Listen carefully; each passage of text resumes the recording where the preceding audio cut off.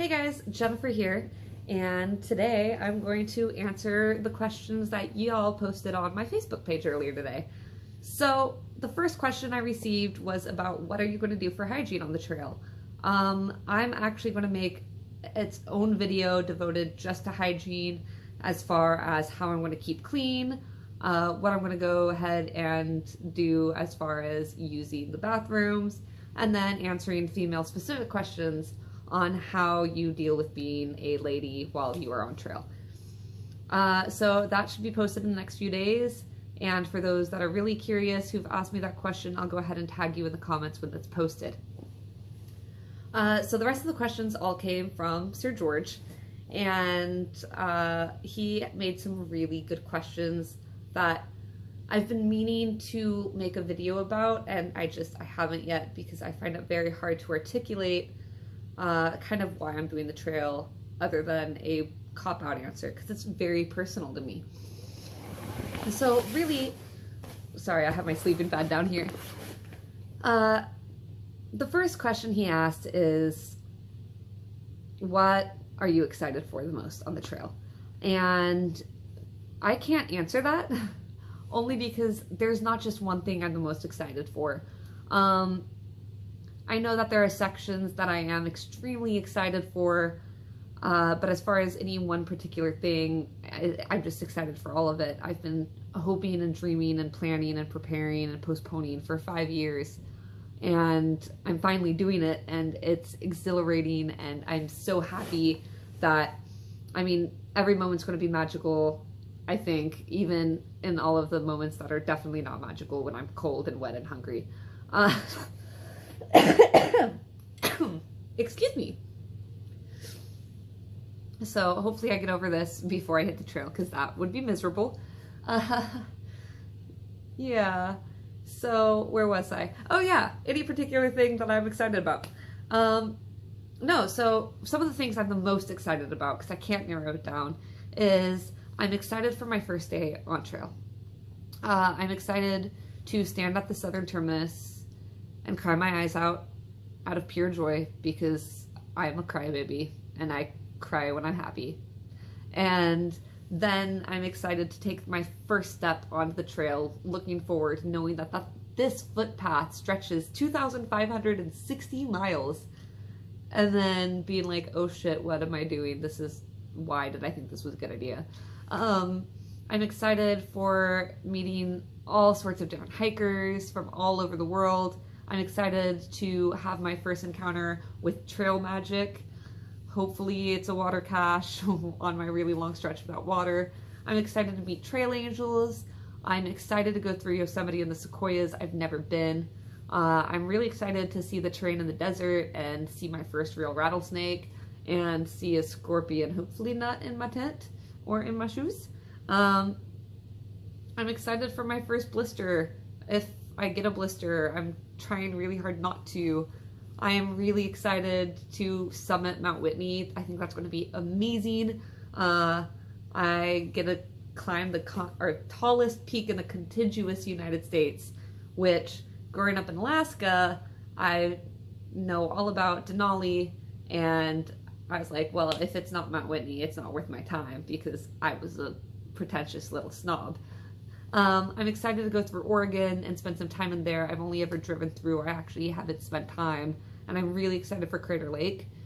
And then I'm really excited to get back into Washington State. That used to be my backyard, and it's just one of my favorite places in the world, and I'm just excited for everything, even my bad days. I'm really excited to push myself to the limits and to see what I can and can't do as a person, and to overcome a lot of character defects, or kind of process the way that I think and view the world, and hopefully change a lot of my perceptions. So I think it'll be really, really good for me, both physically and mentally, and I'm so excited to see what it has in store. So that question kind of tied in with another question that he asked, which was, what are my rewards? Like, what is my reward for doing the trail? And that ties in with what I just said about hoping to overcome a lot of character defects and grow as a person. I'm really, really excited to test myself. I've never really spent time alone with myself, if that makes sense. I'm always surrounded by people who I love dearly, I do. And I'm in my relationship, and even when he was deployed and I was sitting at home binge watching Grey's Anatomy, I had my cats and I had distractions.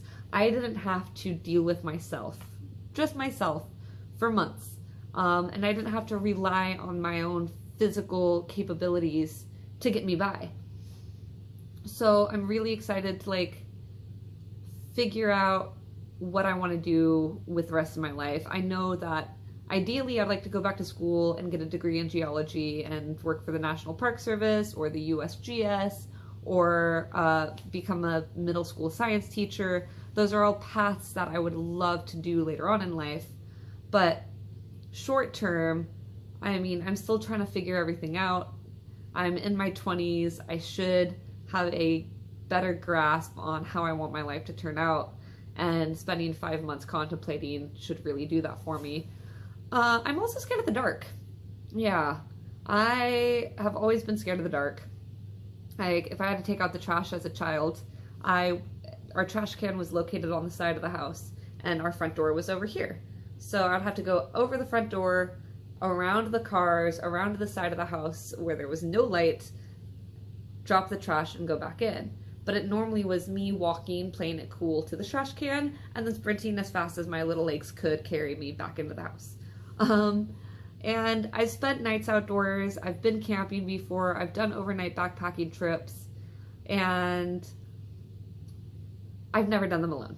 So I'm really excited to like go out in the wilderness and be alone in the dark, and to finally, hopefully, realize that this isn't that bad. Let's not freak out over nothing.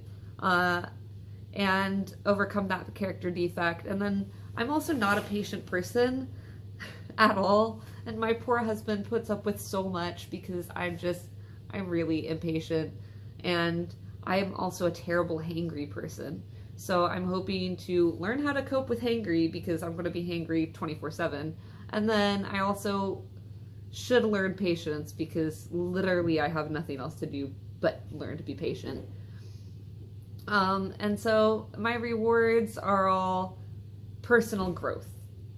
That's the best I can put it. And I have a far bigger list, and I think I'll make another video later on going into detail there. The other questions I asked is, what is my biggest concern on the trail, and what are my biggest fears? So right now, as it stands, my biggest concern and my biggest fear are the same thing. And that is wildfire. So that's why I'm bringing my Spot GPS once I actually buy it. I intend to bring the Spot GPS. I am not so keen on possibly getting stuck between fires and not being able to get out. I would really like the option to call for help, and I would also like my family to know that if something goes wrong, they'll know, and for them to be able to check in every day and see where I am. I also have a few other fears. Like I said, I'm scared of the dark. I'm kind of scared of heights because I think I'm clumsy, and I know I'm not really that clumsy, but, and then I'm nervous that my body's not capable. A lot of people have told me that I'm not physically able to do the trail, that I'm just, I don't know, because I'm a girl or because I'm smaller or this, that, or the other. They just don't think I'm going to complete it. So, I mean, I have a few mental hurdles to overcome, and of course physical hurdles as well. And then I'm not necessarily keen on water crossings by myself. That's a fear, but I know as long as I'm safe in my actions, that I don't take any unnecessary risks, I should be fine.